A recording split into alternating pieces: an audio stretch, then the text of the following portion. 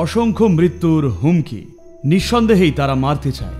Central government আমাকে বলছিল সবসময় সঙ্গে অন্তত ৮ জন পুলিশ আপনাকে রাখতেই হবে সিকিউরিটির জন্য। কেন যিশুকে ক্রুশবিদ্ধ করল? কেন গৌতম বুদ্ধকে বিষ দেওয়া হলো? সত্যের নিহিত শক্তি এমনই। এগুলো খুব হিসেব করে করা। কিছু রাজনৈতিক শক্তিও ওদের সঙ্গে আছে। প্লিজ দিনে ৩ মিনিট দিন, এটুকুই লাগে। নমস্কার সদ্গুরু। সম্প্রতি আপনার বিরুদ্ধে কিছু অভিযোগ উঠেছে। আপনাকে লক্ষ্য করে এমন আক্রমণাত্মক মনোভাব কেন? আমার গুরুর বিরুদ্ধে এভাবে অপবাদ প্রচারিত হতে দেখে আমি আর নীরব থাকতে পারছি না। এগুলো যদি আমার গুরুর বিরুদ্ধে বলা হতো আমিও তাই হতাম, কিন্তু যেহেতু আমার গুরুর বিরুদ্ধে নয় তাই।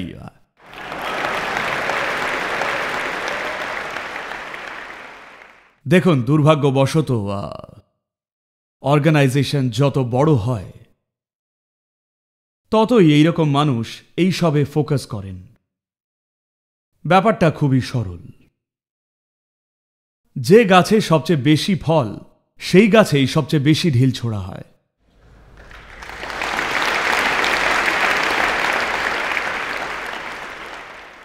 গাছে কিছু না থাকলে কেই বা ঢিল ছুঁড়বে? কারণ ঢিল ছুঁড়তে ভালোই খাটনি হয়, তাই নয় কি? একটা ফাঁকা গাছে কেউই ঢিল ছুঁড়বে না, কারণ ফলই যে নেই। কিসে ঢিল মারবে? যেখানে প্রচুর ফল রয়েছে সেই গাছে অবিরাম ঢিল ছোড়া হয়। তো গত ৩০ বছরে প্রায় একদিনও রেহাই নেই।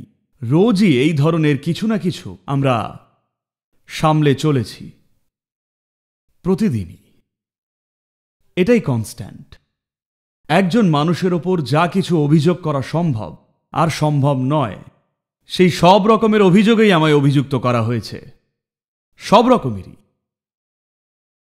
আর এগুলো অনবরত চলছে। আমার একমাত্র চিন্তা হলো, আসলে আমার বয়ে গেছে। কুকুর চিৎকার করে সুখ পায়, কিন্তু ঘেউ ঘেউ করতে থাকা কুকুরকে যদি নির্দিষ্টভাবে না সামলান সে কামড়াতেও পারে। আমরা কামড় খেতে চাই না। এতে আমরা যে কাজ করছি তার ক্ষতি হবে অনেক দিক থেকেই। অযথা সম্পদ, সময়, পরিশ্রমের অপচয় হবে। এই কোর্ট থেকে ওই কোর্টে ছোটাছুটি, আলোচনা, বিতর্ক, উকিলদের সঙ্গে অফুরন্ত আলোচনা, ঝুটঝামেলা, প্রচুর টাকা পয়সারও ক্ষতি। আর যে মানুষগুলো গুরুত্বপূর্ণ কাজে মন দিতে পারত তাদের অযথা এইসব কাজে ব্যস্ত থাকতে হচ্ছে। দুর্ভাগ্যবশত প্রচুর সংখ্যক মানুষ এই ব্যাপারটা সব জায়গাতেই হতে শুরু করেছে। কিন্তু ভারতের কথাই বলি, প্রচুর এইরকম মানুষ আছেন যাদের পেশাই হল অন্য কেউ বা অন্য কিছুকে নিয়ে অপবাদ রটিয়ে ক্ষতি সাধন। পুরো ব্যাপারটা এইটুকুই। তাদের সর্বক্ষণের পেশাই এটা। সব ধরনের অপবাদ। আমি নাকি 10,000 একরের রেনফরেস্ট নিয়েছি।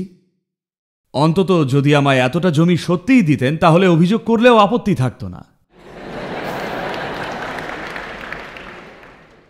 আমার আপত্তি থাকতো না সত্যিই যদি 10,000 একর জমি আমায় দিতেন। না, তারা 1 ইঞ্চিও দেননি। আপনাদের অবশ্যই জানাই, দেশের কোথাও কোনো জায়গাতেই 1 ইঞ্চি জমিও ঈশা ফাউন্ডেশন সরকারের কাছ থেকে পায়নি।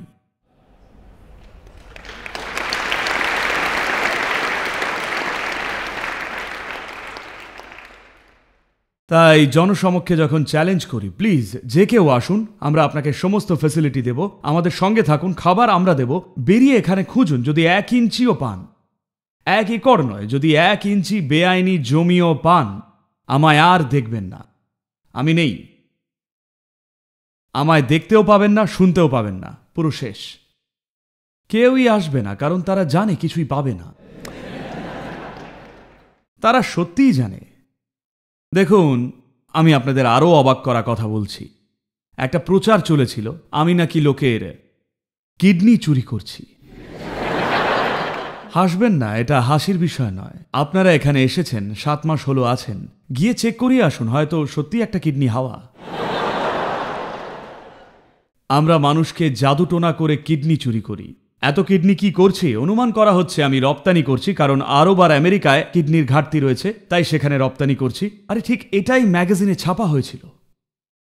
তাই একজন সাংবাদিক এসে আমায় জিজ্ঞেস করেছিল, খবরটা কি সত্যি? আপনি কিডনি চুরি করে আমেরিকায় বিক্রি করছেন? আমি বললাম, বিক্রি করতে পারলে ভালোই হতো, কিন্তু জলখাবারেই সব খেয়ে ফেলায় বিক্রি করতেই পারছি না।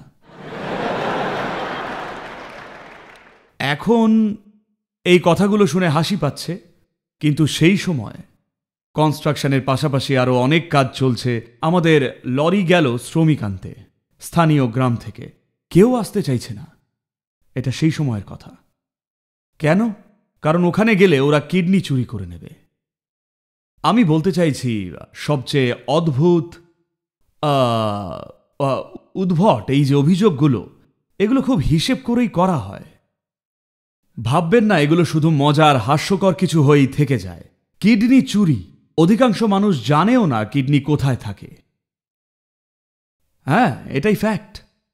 যে কোনো সাধারণ মানুষকে জিজ্ঞেস করুন আপনার কিডনি কোথায়, দেখবেন ঠিক বলতে পারবে না। তারা ভাবে এইখানে কোথাও একটা হবে। তারা জানে পেটের মধ্যেই কোথাও একটা আছে, নিখুঁত কোথায় সেটা জানে না। তো কিডনি চুরি করছে শুনে ভয় মানুষ কাজ করতে আসছে না। অনেক পরিশ্রম লেগেছে বাড়ি বাড়ি গিয়ে তাদের বুঝিয়ে আবারও বিশ্বাস অর্জন করা, আর অবশেষে তারা সত্য আর মিথ্যে জানলেন। বলতে চাইছি, আপনাদের আন্দাজ আছে কত সময় শ্রম লাগে? ধরুন আপনার বিশ্বাস সাধনা পাদা এলে আপনার কিডনি চুরি করা হবে। জানেন এই ভুলটা ভাঙানোটা কতটা কঠিন একবার ধারণা গেঁথে গেলে, হ্যাঁ কি না? যাই হোক, তবু একবার চেক করিয়ে আসুন। তো এই সব অনবরত হয়ে চলেছে, শুধু আজকে বলে নয়, চিরটা কালই। কেন মনসুরকে পাথর ছুঁড়ে মারা হলো? কেন যিশুর মতো মানুষকে ক্রুশবিদ্ধ করা হলো? কেন গৌতম বুদ্ধকে বিষ খাইয়ে মারল? কেন এই একজন সক্রেটিসকে বিষ খাইয়ে মারল? তার শুধুমাত্র কারণ সত্যের নিহিত শক্তিটাই এমন। যখন কেউ সত্যের নির্দিষ্ট কিছু মাত্রা আবিষ্কার করা শুরু করে, তা প্রচুর এমন মানুষকে আঘাত দেয় যারা অন্য কিছুতে নিবিষ্ট হয়ে আছেন। এটা তাদের জীবিকায় আঘাত করে, তাদের সত্তাকেই আঘাত করে। তাই তারা হিংস্র হয়ে ওঠেন। অতীতে বেশিরভাগ ক্ষেত্রেই হত্যা করে দেওয়া হতো, আজও তারা তাই করত। এমন নয় যে তারা চেষ্টা করেনি। আমরা একটু সাবধানে আছি, এই যা। অসংখ্য প্রাণহানির হুমকি এসেছে নানান জায়গা থেকে, বিশেষ করে বাংলাদেশ থেকে। ওকে,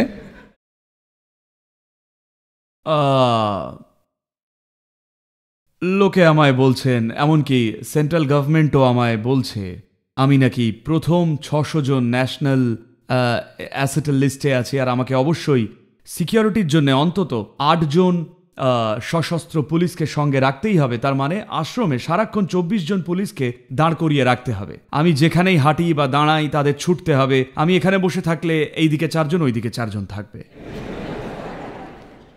আমি এইভাবে বাঁচতে চাই না। আমার অসুবিধে নেই যদি আমায় মারার ইচ্ছে এতই প্রবল হয়, তবে দেখাই যাক।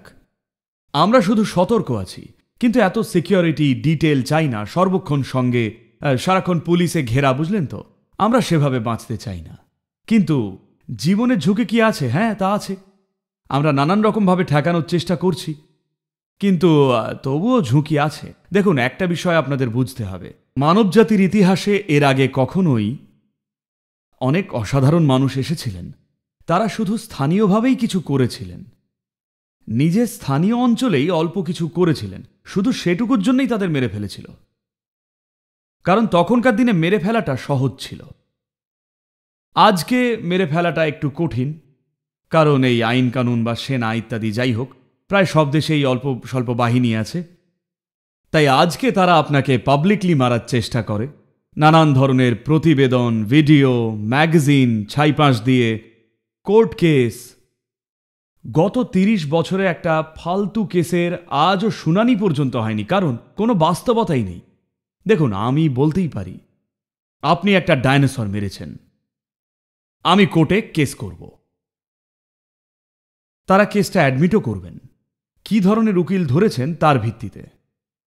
তো আপনি ডাইনোসর হত্যা করেছিলেন কিনা প্রথমে আপনাকে ব্যাখ্যা করতে হবে একটা ডাইনোসর কি,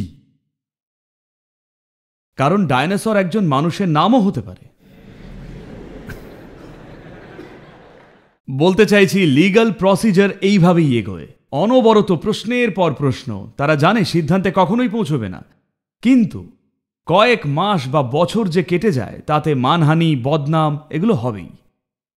তো এই যে এত দারুণ মানুষেরা এসেছিলেন, তাদের সময় তাদের প্রভাবটা খুবই লোকাল ছিল, খুবই স্থানীয়। শুধু এইটুকুতেই তাদের মেরে ফেলা হয়। আর যখন বছরে আমাদের ভিডিওর দর্শক সংখ্যা 600 কোটি, No. অবশ্যই তারা মারতে চায়। বুঝতে পারছেন? শুধু সেটুকু জনপ্রিয় হলেই তারা মেরে ফেলতে চায়। যেহেতু মেরে ফেলতে পারছে না, বা বলা যায় হত্যা করার মতো ততটা ঝুঁকি নেবার সাহস পাচ্ছে না, তাই এইগুলো খেপে খেপে মেরে ফেলার বিকল্প নানান উপায়। তাই তাদের ফ্রাস্ট্রেশন বাড়ছে, কারণ যত অপপ্রচার করছে আমরা ততই আরও এগোচ্ছি।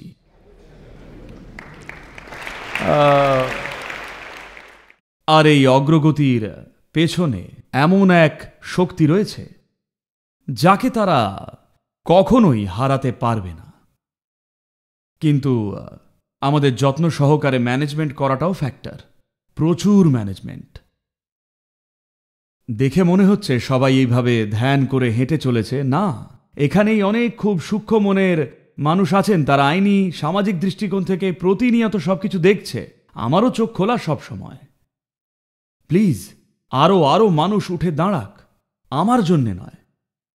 আমার কিচ্ছু যায় আসে না যে আমার কি হলো। গুরুত্বপূর্ণ বিষয়টা হলো পৃথিবীর জন্যে যা সমাধান তা মানুষের মঙ্গলে একেবারেই আগ্রহী নয় এমন কারোর হাতে নষ্ট হওয়া উচিত নয়। এরা পেট চালানোর চেষ্টা করছে মাত্র। পেট চালানোর এর চেয়ে ঘৃণ্য পথ আর হতে পারে না। ওরা জানে আমার ছবি তাদের ফালতু ম্যাগাজিনে লাগালে ম্যাগাজিন ভালো বিক্রি হবে। তাই প্রতি ৩-৪ মাস অন্তর কিছু না কিছু তারা বলবেই, নতুন কেলেঙ্কারি। তারপর যে কে সেই। এমনকি তারা এই গত কয়েক মাসে, কারণ তারা ভেবেছিল এইবারে একেবারে বাগে পেয়েছে, গত কয়েক মাস, গত 4 মাস, যেহেতু আমি শারীরিকভাবে একটু দুর্বল ছিলাম, ওরা ভাবল এটাই সময়, ও এখানে নেই, এখনই গলা টিপি ঈশা ফাউন্ডেশনের। আপনাদের এটাও জানাই, অন্তত প্রায় 18 থেকে 20 জন ঈশা হোম স্কুলের ছাত্রছাত্রীর বাবা মাকে নানান জায়গা থেকে কল করা হয়েছিল। কিছু বলুন, আপনার বাচ্চার কি হয়েছে? কেন, কি আর হবে? আমাদের বাচ্চার সঙ্গে যা হয়েছে আমরা তাতে খুব খুশি। বলতে কি চাইছেন? না না না না, কিছু নিশ্চয়ই হয়েছে, আপনারা জিজ্ঞেস করেই দেখুন না, ওদের রেপ করা হয়েছে। এইরকম করে এখানে এসে ঘুরে গেছে এরকম অনেক ইয়াং মেয়েদের, যারই ইমেল বা কন্ট্যাক্ট তারা পেয়েছেন। অন্তত যে কজন আমাদের এগুলো জানিয়েছিলেন তাদেরটা জানি, হয়তো আরো অনেকের কাছেই গেছিলেন। প্রায় 36 জন তরুণীকে যোগাযোগ করে বলা হয়েছিল, শুধু বলুন আপনাকে রেপ করা হয়েছে, একবার বলুন সদ্গুরুর সঙ্গে আপনি কিছু করেছেন, বলে দিন, কোনো চিন্তা নেই। কারণ এমনিতেও আপনি অন্য দেশে থাকেন, আপনাকে কোর্টে আসতে হবে না, আপনাকে কিছুই করতে হবে না, শুধু মুখে বলুন, বাকিটা আমরা সামলে নেব অ্যাক্টিভলি। তো যারা আমাদের কাছে ফিরে এসে এই ব্যাপারে রিপোর্ট করেছেন তাদেরটা জানি, জানি না আরও কতজনকে এইভাবে তারা অ্যাপ্রোচ করেছে। তো একেবারেই অন্য রকমের পৃথিবী। কিন্তু ঠিকঠাক মোকাবিলা না করলে এই লোকগুলো আপনাকে গিলে খাবেই। তো তারা পুরোপুরি ক্ষমতাহীন নয়, দুর্ভাগ্যবশত কিছু রাজনৈতিক শক্তিও ওদের সঙ্গে আছে। তো আমাদের বুঝতে হবে, আমরা যে পৃথিবীতে এত বড় একটা ছাপ ফেলতে পেরেছি, কোনো রাজনৈতিক শক্তি ছাড়া আমাদের কোনো রাজনৈতিক ক্ষমতা নেই। আমাদের বিরাট আর্থিক সামর্থ্যও নেই, শুধুই ভলেন্টিয়াররা যা আমাদের দেয় আর আমরা নিজে থেকে যেটুকু জেনারেট করি তা দিয়েই সব কিছু চালাচ্ছি। আমাদের জন্যে অন্য কোথাও 1000 কোটি টাকা বসে নেই যা দিয়ে চট করে কিছু করে ফেলব। আর প্রফেশনাল সাহায্য ছাড়া বেশিরভাগটাই ভলেন্টিয়ারদের মন প্রাণ ঢালা প্রচেষ্টা। অবশ্যই তারা ভালো করেছে, নিঃসন্দেহে।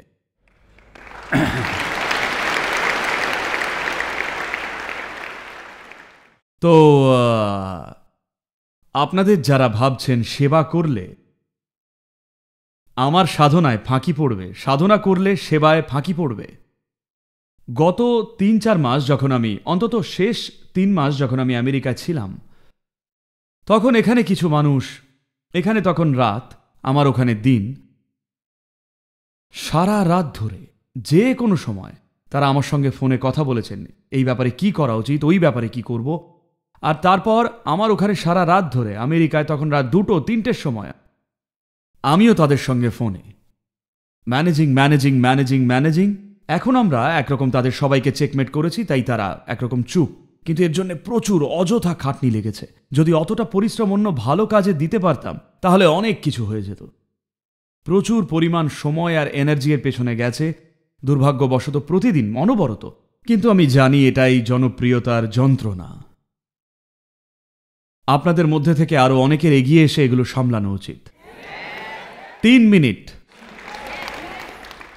যদি মনে করেন আমাদের কোনো কাজ মূল্যবান নয়, সেটা বাদ দিন, কিন্তু যেগুলোকে মূল্যবান মনে করেন, আপনার মতে যা ভালো, সেটাকে যদি বল দিয়ে শক্তিশালী না করেন, আমি চাই আপনারা বুঝুন আপনিও খারাপের উৎস। ওরা তাদের ব্যবসা চালাচ্ছে, কিন্তু আপনি কিছুই করছেন না।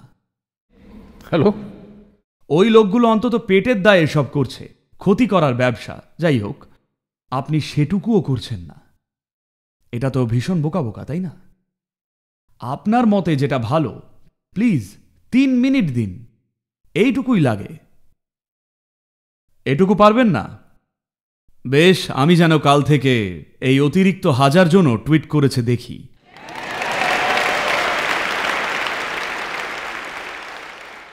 আর আপনার যদি টুইটারের বানানটা কঠিন লেগে থাকে, এখন তো নামটা এক্স হয়ে গেছে, খুবই সরল, প্লিজ এক্স করুন।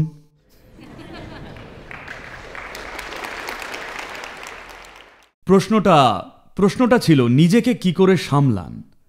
উত্তর এটাই, আপনি যদি 100% নিশ্চিত হন যা করছেন তা ভালো এবং সকলের মঙ্গল করবে, তাহলে অন্যেরা কি বলল যায় আসে না।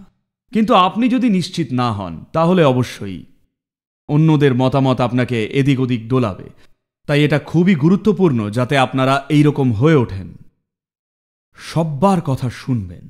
একটা গাধা কিছু বললে তার কথাও শুনুন, একটা শিশু কিছু বললে মন দিয়ে শুনুন, যে যাই বলুক শুনুন, কিন্তু তার মানে সেটার দ্বারা প্রভাবিত হতে হবে এমনটা নয়, বুঝলেন? আমি কেয়ারলেস, আরে ও তো মূর্খ, ওর কথা তাই আমি শুনব না। না, সবচেয়ে ডাহা মূর্খ কিছু বললে সেটা শুনুন, কারণ একজন মূর্খেরও বুদ্ধি হঠাৎ জেগে উঠতে পারে, আর সে হয়তো এমন কিছু বলল যা আপনি সারা জীবনের চেষ্টা করেও জানবেন না। হ্যাঁ, তাই শুধু শুনতে শিখুন, কিন্তু তার মানে সবার মতামত গায়ে মেখে দিশাহীন হওয়া নয়। সবারই মতামত থাকে, সেটা সমস্যা নয়, তাই শুনুন। কিন্তু যে ভেদাভেদটা আপনার দরকার তা হল, যদি নিজের মধ্যে কোনো কিছুকে সত্য বলে দেখে থাকেন, মন গড়া সত্য নয়, আপনার নিজের পর্যবেক্ষণে যা জীবনের সত্য হিসেবে ধরা পড়েছে সেইটা সরল সত্য, শুধু দেখুন আমি এখানে বসে, বা কেউ যদি সঙ্গে বসে, প্রথমে দেখব তারা খুশি বা মনোরম কিনা। মানুষ সবসময় অখুশি থাকার অজুহাত খুঁজে নেয়, ঠিক আছে? আমি অখুশি কারণ জানেন ওরা কি করেছিল, এটা হয়েছিল, সেটা হয়েছিল, যায় আসে না। তাদের অখুশি মনে হলে তাদের কথা শুনবেন না, তারা যা খুশি যা ইচ্ছে বলুক, তাদের উদ্দেশ্য হয়তো ভালো, তবুও যায় আসে না, ওসব গ্রহণ করবেন না, ছেড়ে দিন। আর কাউকে যদি খুব খুশি বা মনোরম লাগে, মদ খেয়েছে বলে খুশি নয়, বা অন্য কারোর মাথায় পা রেখে বসে আছে বলে খুশি, এমনটা নয়, না, এমনি খুশি। কেউ যদি এখানে আনন্দ সহকারে শান্তিতে বসে, তার কথা শুনুন, অনেক মূল্য আছে সেটায়। কারণ ভুলটা এখানেই হয়েছে, আপনার মধ্যে 90% হলো বাইরে থেকে দেখে যা শিখেছেন। যদি ভুল জিনিস ভেতরে নেন, জীবনটা বিষিয়ে যায়। যখন বলছি জীবন বিষিয়ে যায়, যখন আপনি 5, 6, 7 বছরের ছিলেন তখন কতটা প্রাণবন্ত উৎসাহে ভরাই না ছিলেন, কিন্তু 30 বছর হতে না হতো এইরকম আপনি বিষিয়ে গেছেন। আপনার মনে হয়তো হচ্ছে না এটা স্লো পয়জনিং, ঠিক কিনা? ধীরে ধীরে বিষিয়ে যাওয়া কিনা? যেমন আমি দেখি, যেমন এই বিগত প্রায় 24 মাসে আমার প্রায় 14 বা 15 জন মতো স্কুলের বন্ধু মারা গেছে। আমি অবাক হয়ে ভাবছিলাম হচ্ছেটা কি, কারণ 2023 ডিসেম্বরে আমার বন্ধুরা হাই স্কুল থেকে পাশ হওয়ার 50 বছর উদযাপন করছিল। মাইসোরের গল্ফ কোর্সেই একরকম গেট টুগেদারের আয়োজন করা হয়েছিল, আমাকেও আমন্ত্রণ পাঠিয়েছিল। কাজ থাকায় সেই সময় যাওয়া সম্ভব হয়নি, কিন্তু ওরা একটা সার্টেন অ্যামাউন্ট এন্ট্রি ফি রেখেছিল প্রোগ্রামের খাবার দাবার আয়োজন ইত্যাদি ইত্যাদির জন্যে। তো আমি বললাম ফিটা পে করে দিতে, যাতে ওরা ভাবে আমি সঙ্গেই আছি, কিন্তু এমনিতেও আমি যেতে পারতাম না। তো ইভেন্টটা হওয়ার কয়েক সপ্তাহ পর সেই ইভেন্টে ছিল এমন একজনের সঙ্গে কথা বলার সুযোগ হলো। তো তাকে জিজ্ঞেস করলাম ও কেমন আছে, সে কেমন আছে। তখন উপলব্ধি করলাম 24 মাসের সেই সময়টায় ওদের মধ্যে 12 জনই মারা যায়। আমি বললাম ব্যাপারটা কি? 1973 সালের ব্যাচটা অভিশপ্ত বা ওইরকম কিছু নাকি, সবাই এইভাবে পরপর মারা যাচ্ছে। তখন আমি একটু রিসার্চ করে জানতে পারলাম পৃথিবীর মোট মানুষের মাত্র 20% 75 বছর অবধি বাঁচে। পৃথিবীর মাত্র 12% মানুষই 80 বছর বাঁচে, আর পৃথিবীর মাত্র 6% মানুষই 84 পেরোয়।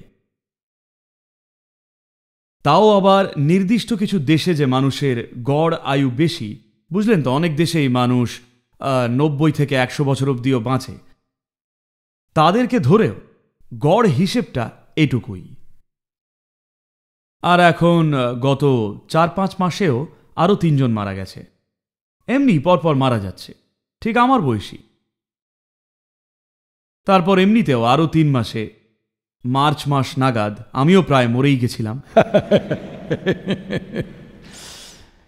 অবশ্যই নিজের গাফিলতি, যাই হোক আমারই কৃত্য। আপনাদের এই কথাগুলো বলছি কারণ জীবনের প্রকৃতিটাই এই রকম, সময়টা একেবারেই কম। কতক্ষণ আমরা জীবনের ভালো করে এমন কিছুর সঙ্গে যুক্ত, আর কতক্ষণ আমরা জীবনের ক্ষতি করে এমন কিছুর সঙ্গে থাকব। লোকে গোবর ছুঁড়লেও কিছু যায় আসে না। আমরা কি সেটা দিয়ে সার বানাবো, নাকি আমরাও গোবর হয়ে যাব, নাকি সেই গোবরের ভয়ে অ্যালার্জি হবে বলে পাহাড়ে পালিয়ে যাব? বিকল্প ঠিক এই কটাই। আপনাদের একটা গল্প বলতেই হচ্ছে। 1994 সালে ঈশা যোগা সেন্টার, একটা বিরাট মহান সেন্টার, তখন মাত্র 14 একর জমিতে ব্যাপ্ত। তখন এটা ছিল না, ওই দিকে ছিল মাত্র 14 একর। আর আমাদের মহান সেন্টারে একটাই বিরাট ঝুপড়ি ছিল, যেটা বারংবার ভেঙে পড়তো আর আমরা বারবার ঠেকনা দিয়ে তুলতাম। সেই ঝুপড়িটা ওইখানেই আজ কৈবল্য কুটির রূপে দাঁড়িয়ে ছিল। একটাই বড় ঝুপড়ি, এরকম বেঁকা তেড়া, কারণ পুরোটাই ঝাউ গাছের ডাল দিয়ে তৈরি। একটু চাপে এরকম বেঁকে যায়, প্রতিবার বৃষ্টি পড়লেই ধসে পড়ে। আমরা ওখানেই থাকছি। শুধু মহিলাদের জন্যই বাথরুম ছিল, ছেলেরা যেত জঙ্গলে। এটাই ছিল যোগা সেন্টার। কিন্তু ততক্ষণে কোয়েম্বাটুর শহরে কানাঘুষো শোনা যাচ্ছে, সবাই যোগা বা যোগ নিয়ে কথা বলছে। তাই কিছু বিশিষ্ট মানুষ, প্রায় 100 জন মতো, মিটিং করলেন কোয়েম্বাটুর শহরে, আর হুবহু এই কথাগুলো বললেন, এই যোগ রোগের মতো ছড়াচ্ছে, এটা থামাতে আমাদের কিছু একটা করতেই হবে। ওনারা বিশিষ্ট, কারণ তারা কেউ কেউ সুতা কলের মালিক, কেউ কেউ তাঁতের কলের মালিক, ইত্যাদি ইত্যাদি। যাই হোক, একটু টাকা কামিয়েছিলেন, অথবা হয়তো নকল ছাপানোর ছাপাখানা আছে ওদের প্রচুর পরিমাণে। তো সমাজের এই বড় বড় মাথারা একত্র হলেন আর বললেন, চলো 2 লরির লোক পাঠাই আর এই ঈশা যোগা সেন্টারকে গুঁড়িয়ে দিই। কারণ তখন এতটাই সহজ ছিল, শুধু একটা দেশলাই নিয়ে আগুন ধরালেই ঈশা যোগা সেন্টার ধোঁয়ায় উড়ে যাবে। তাদের মধ্যে একজন বৃদ্ধও ছিলেন, একজন জ্ঞানী বৃদ্ধ লোক। আজ তিনি আর নেই। তিনি বলেছিলেন, তোরা জানিস না কার পাল্লায় পড়ছিস। ওর দিকে পাথর ছুঁড়লে ও ওই পাথর দিয়েই কিছু একটা বানিয়ে ফেলবে। এই লোকটার দিকে পাথর ছুঁড়িস না।